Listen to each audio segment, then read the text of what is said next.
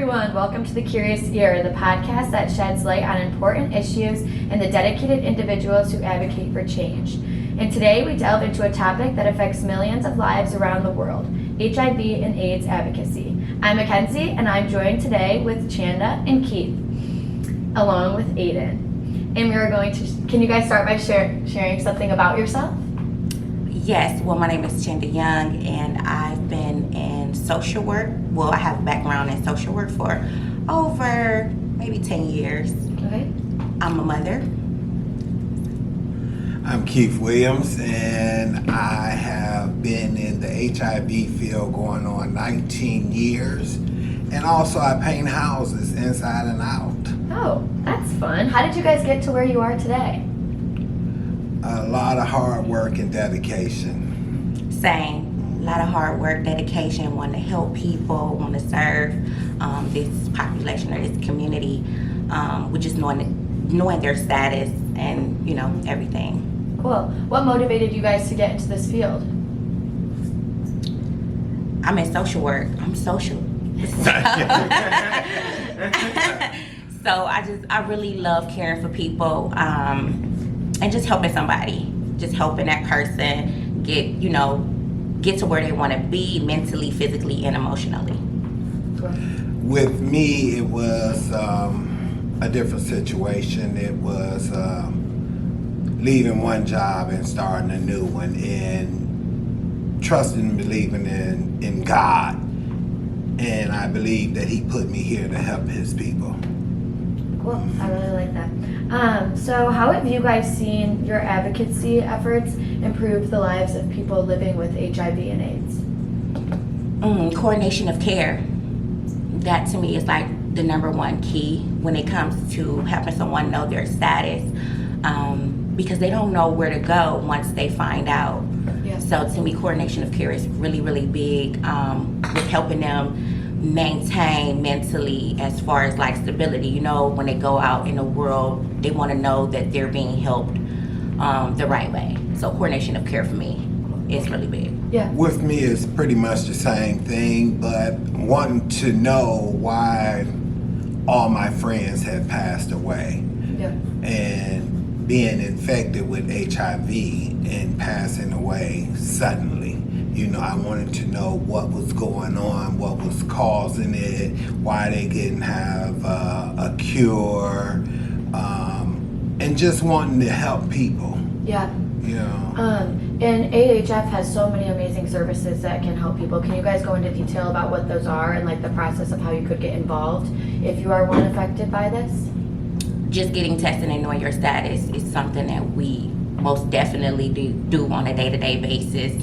And then following up with that person, as far as coordination of care, making sure that they are good to go when it comes to medication and knowing it's okay and that they can still live a healthy and happy life. Yeah. All of that what Chanda just said, but I would say as senior tester here at the at the AIDS Task Force of Greater Cleveland, going out into the public to make people aware of their status. And when I run into someone that is positive or test positive, getting them back linked into care or getting them linked into care so they will become more healthier. You know, as far as getting them on a regimen of medication, getting them in here to see the doctor in the clinic, utilizing the services that we have here for them. Yeah. And to help them make life a little bit easier. Yeah. You know? I agree. So, yeah. Anything to make the day-to-day easier. So going off of that, why do you think that it's most important to get tested for HIV and AIDS? I think everyone in this city, in this state, around the world should know their status. Yeah. You know, I think it's a great thing to know your status, because if you know your status and then you know that you did test positive, you know you can do something about it. You can prolong your lifespan. instead of not wanting to do or take the initiative to go and do something about it, like get linked into services, get on medication, and things of that nature. Yeah. And I totally agree with Keith. Just knowing your status is a plus, just so you can move forward in life, have a healthy life. So yes, everything he said. Yeah, I agree. And now some people are very apprehensive about getting tested, and what would you tell those people to kind of help them, move them in the right direction to get tested and like kind of break those barriers and break those stigmas surrounding it? I'm kind of like, I have a sense of humor, so I kind of always go in very, how can I say this, humble.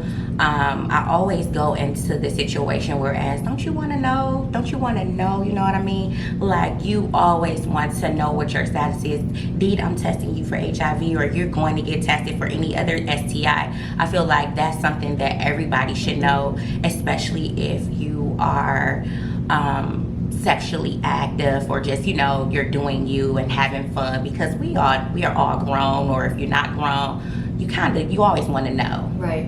In that case, knowledge is power. Exactly. Yeah. Exactly. Me, myself, just letting them know that it's their life that is at stake. You should want to know if you are, because it don't lay dormant. Once it enters the body, it begins to grow, and to let them know that it's no longer a death sentence. You can live 30, 40 years, if you do something about it, and if you know about it, know. So, yeah. Definitely. Yep.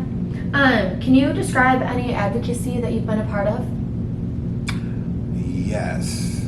I've been a part of National HIV Testing Day, World AIDS Day. I mean, hey, you want to know your status, and they would either say yes or no. Well, what is it that you're doing again? Oh, we're testing people for HIV. Right. Oh yeah, I want to know my status. So community outreach, street outreach, organizations, any type of festivals. I mean, we'll pull up anywhere. Right. Yeah. And Right. test you for HIV. So advocacy go a long way. When you say advocacy, I mean, it's so many. It's so many different avenues you can go with it and be a part of. Like testing in schools and rec centers, and pulling up on gas station parking lots in the mobile testing van, and advertising free HIV testing. It's so many different avenues of that we are part of. Yeah. And what do you think makes people so hesitant to get tested for HIV? Being scared of the outcome. Yes. The outcome. Yeah. I'm gonna be honest, before I started with the organization, which was 3 years ago, because I haven't been in here that long as Keith. Right. But I'm gonna be honest, throughout some of the testing that I have done, I've noticed that the outcome is one of the biggest fears for the individual who is seeking a test. And just a little, you can tell by their body language, it could come off a little, hesitant as to, do I really want to do this? But yes, I want to do this because I do want to know my status. Yeah. So making that person comfortable is something that I've noticed, and making them understand that even though if you don't get the results that you want at the end of this, we are still going to be here for you, and you have a solid support system. Yeah, huge support. So that's why I said coordination of care is really, really big in this environment, or in this particular setting. Right. Because getting that person coordination of care and saying, hey, you're going to live a long time as long as these things are like this is taken, then yes. Right. So. Yep. I think lack of education about HIV and AIDS, or HIV and other STDs, not knowing would make a person scared of the unknown. Yeah. I get a question just about every day I'm out there on the truck is, I can't get it because I'm straight. Right. I don't have sex. women can't catch HIV, you Right. know, all kind of questions Yeah. like that, you know. Yeah. And I think it's a lack of uneducated. Yeah, there's a big misconception Yeah. there. Mhm. Was there ever a moment in either of your guys' life where you've realized that you've made a difference? Yes. What? Yes. Would you like to share? Yes. Yes, of course. When I first when Keith actually showed me to test, because this is my trainer. So when he first showed me on the mobilizer, I had one positive. Mm-hmm. And I'm gonna be honest with you, in that moment, I didn't fear the unexpected or the outcome of this is about to change this individual whole life. The only thing I was focused on is getting that person help to move forward. So I thought about the future. Yep. Instead, that individual probably was thinking a whole lot of things. But in my mind, I guess because I was so calm and because I was so, so calm and at peace with him knowing what his status is and me getting him the right help and moving him in the right direction is all I was worried about and thinking of at that moment. Yeah. So that person can live a healthy and happy life. Yeah. And I think the fact that I was so calm made him more calm about knowing his status. Yeah. So, yeah. With me, it's like when I come into this agency and I see a client that I tested positive, and they still want to thank me and hug me to let me know that they appreciate the help that I helped them get, you know. So that there's a big thing for me. It kind of melts my heart a little bit. That's you know, what's up. so, right. That's what's up, Keith. Keith be doing his thing. Wow, that's awesome. So what are some key takeaways that you guys would like to share with everybody from this episode that you want them to really focus on? Get tested, know your status. Facts.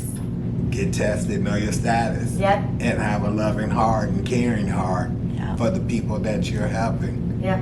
Yeah. Yeah. And also to have a good support system. Right. Right. After you Yes. Test keep positive. the connection. And even if you don't have the support system that you want, Mm-hmm. just know once you know your status, you're going to we here at the task force is going to make sure that you have everything you need.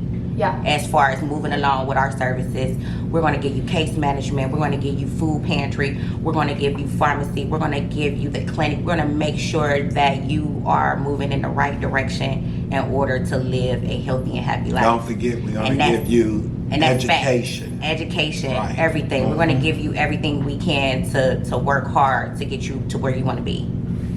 Yeah. That's awesome. So we hope that this conversation about HIV and AIDS and advocacy has left you feeling informed, inspired, and ready to take action. Although advocacy does not end here, and we encourage you to stay engaged and informed. And I want to thank you both for joining us today on our podcast. And we're so excited to see you all next time. Thank you.